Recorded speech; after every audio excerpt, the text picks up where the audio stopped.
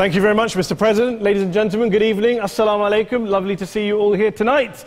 We are having a very entertaining night, are we not, with some very interesting things being said.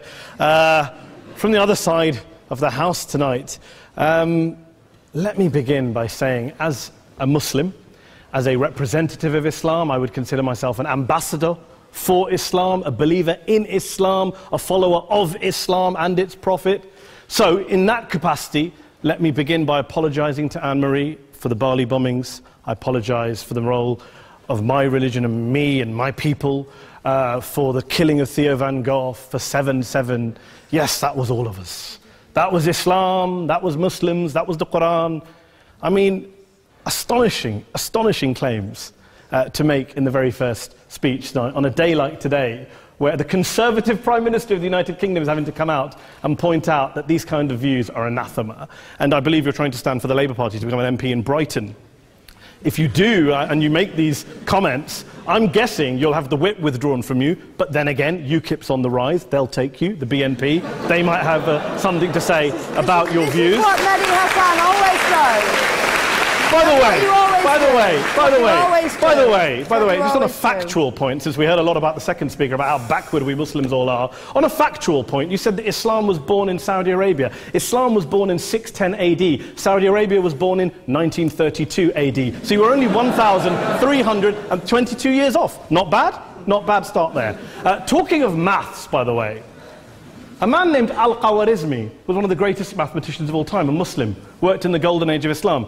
He's the guy who came up with not just algebra, but algorithms. Without algorithms, you wouldn't have laptops. Without laptops, Daniel Johnson tonight wouldn't have been able to print out his speech in which he came to berate us Muslims for holding back the advance and intellectual achievements of the West, which all happened without any contribution from anyone else other than the Judeo-Christian people of Europe. In fact, Daniel David Levering, the author of the Pulitzer Prize-winning historian and author of The Golden Crucible, points out that there would be no Renaissance, there would be no Reformation in Europe without the role played by Ibn Sina and Ibn Rushd and some of the great Muslim theologians, philosophers, scientists in bringing Greek texts to Europe.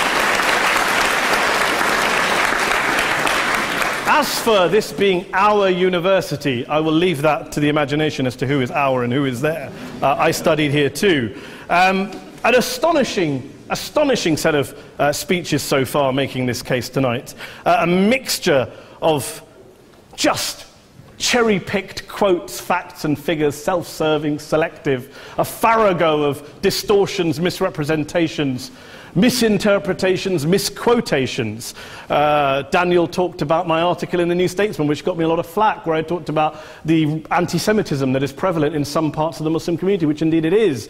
Of course, I didn't say in that piece that it was caused by the religion of Islam. In fact, modern anti-Semitism in the Middle East was imported from, finish the sentence, Christian, Judeo-Christian Europe, where I believe some certainly bad things happened to the Jewish people. In fact, Tom Friedman, Jewish-American columnist in the New York Times, told me in this very chamber last week that he believed, had Muslims been running Europe in the 1940s, 6 million extra Jews would still be alive today. So I'm not going to take lessons in anti-Semitism from someone who's here to defend the Judeo-Christian values of a continent that murdered 6 million Jews. Moving swiftly on. Yes. Absolutely. Well, I'm about to make that point. No, I'm about to make that point. You're right. I agree with you. I agree with you 110%. That is my point. I don't think Europe is evil or bad. I'm a very proud European. I don't want to judge Europe on that basis, but if we're going to play this gutter game where we pull out the Bali bombing and we pull out examples of anti-Semitism in the Islamic community, then of course I'm going to come back and say, well, hold on. I mean, look, let's be very clear. Daniel here was a last-minute replacement for Douglas Murray, who had to pull out. And Douglas and I have a well-documented differences, but to be fair to Douglas, as to be fair to Anne-Marie and to Peter, atheists. Atheists see all religions as evil, violent, threatening. What the problem I have with Daniel's speech is that Daniel comes here to run this robust defense of Christianity, forgetting that his fellow Christians, people who said they were acting in the name of Jesus, gave us the Crusades, the Spanish Inquisition, the anti-Jewish pogroms, European colonialism in Africa and Asia, the Lord's Resistance Army in Uganda, not to mention countless arson and bomb attacks on abortion clinics in the United States of America to this very day. I would like a little bit of humility from Daniel first before he begins lecturing other communities and other faiths on violence, terror and intolerance. But, no thank you. Some water. But I would say this, to address the gentleman's very valid point here, I'm not going to play that game. I don't actually believe that Christianity is a religion of violence and hate because of what the LRA does in Uganda or what Crusaders did to Jews and Muslims in Jerusalem when they took back the city in the 12th or 13th or whatever century it was.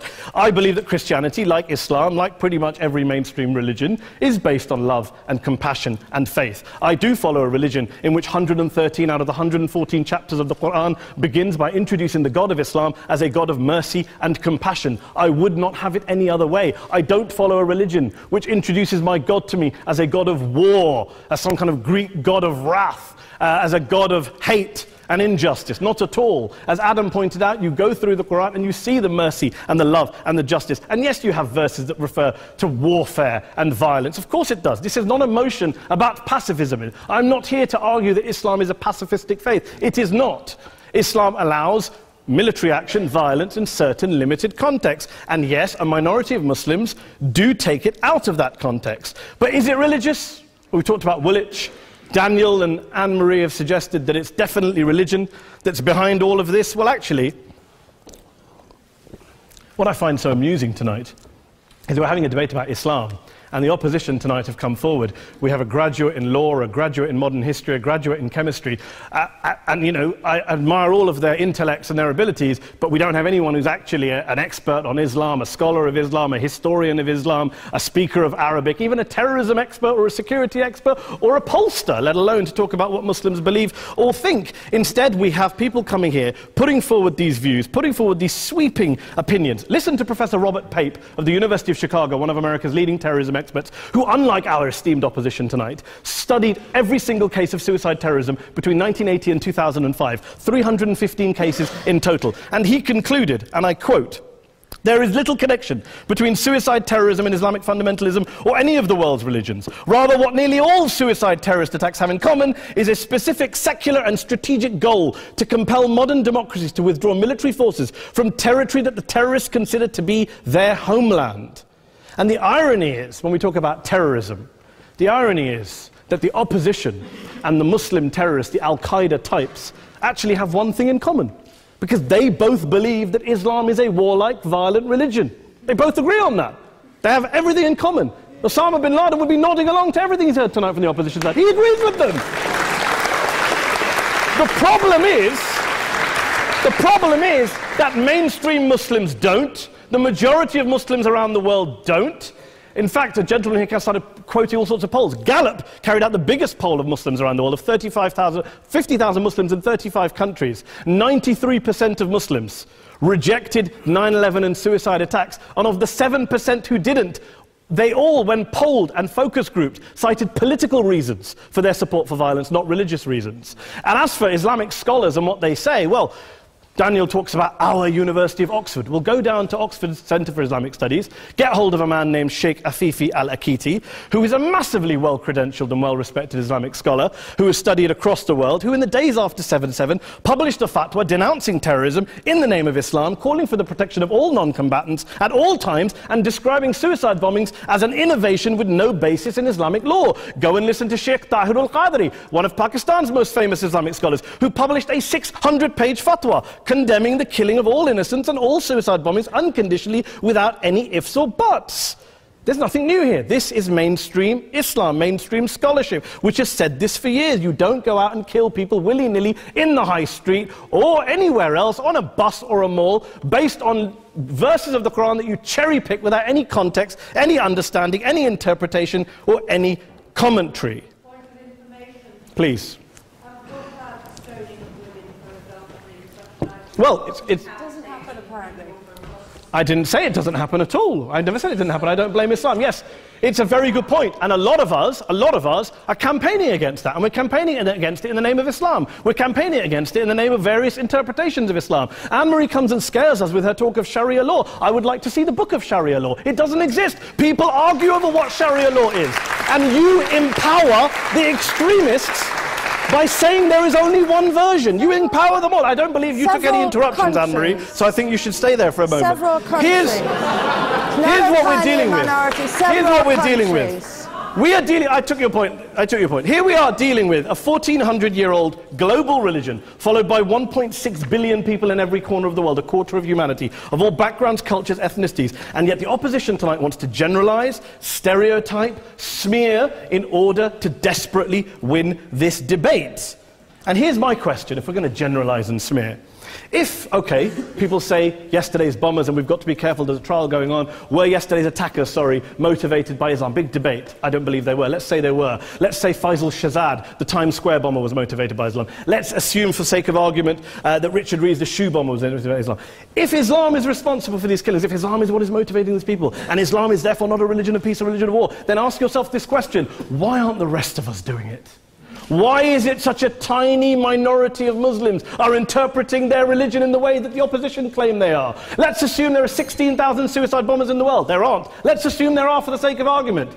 That's 0.001% of the Muslim population globally. What about the other 99.99% of Muslims who the opposition tonight either ignore or smear? The reality is that the rest of us aren't blowing ourselves up tonight. The reality is that the opposition came here tonight not worried about the fact that me and Adam might pull open our jackets and blow ourselves up tonight because we're followers of a warlike warrior religion which wants to take over Europe and Daniel's university. The issue is this. The issue is this. Unless the opposition can tell us tonight, and Peter Atkins is here, one of our great atheist intellectuals, can tell us tonight, can answer this question tonight: why don't the vast majority of Muslims around the world behave as violently and aggressively as a tiny minority of politically motivated extremists? Then they might as well give up and stop pretending they have anything relevant to say about Islam or Muslims as a whole. Ladies and gentlemen, let me just say this to you. Think about what the opposite of this motion is. If you vote no tonight, think about what you're saying the opposite of this motion is. That Islam isn't a religion of peace, it's a religion of war, of violence, of terror, of aggression. That the people who follow Islam, me, my wife, my retired parents, my 6-year-old child, that 1.8 million of your fellow British residents and citizens, that 1.6 billion people across the world, your fellow human beings, are all followers, promoters, believers in a religion of violence. Do you really think that? Do you really believe that to be the case? They say that in the Oxford Union, the most famous debate was in 1933, when Adolf Hitler looked out for the result of the King and Country motion, where they voted against fighting for King and Country, and Hitler was listening out for the result. Well, tonight, 80 years on, there are two groups of people around the world who I would argue are waiting for the result of tonight's vote. There are the millions of peaceful, non-violent, law-abiding Muslims both in the UK, Europe, Asia, Africa and beyond, who see Islam as the source of their identity, as a source of spiritual fulfillment, of hope, of solace. And there are the phobes, the haters, the bigots out there who want to push the clash of civilizations, who want to divide all of us into them and us and ours and their. Ladies and gentlemen, I urge you all not to fuel the arguments of the phobes and bigots. Don't legitimize their divisions. Don't legitimize their hate. Trust those Muslims who you know, who you've met, who you hear, who don't believe in violence, who do want you to hear the peaceful message of the Quran as they believe it to be taught to the majority of Muslims, the Islam of peace and compassion and mercy, the Islam of the Quran, not of Al-Qaeda. Ladies and gentlemen, I beg to propose this motion to the House. I urge you to vote yes tonight. Thank you very much for your time.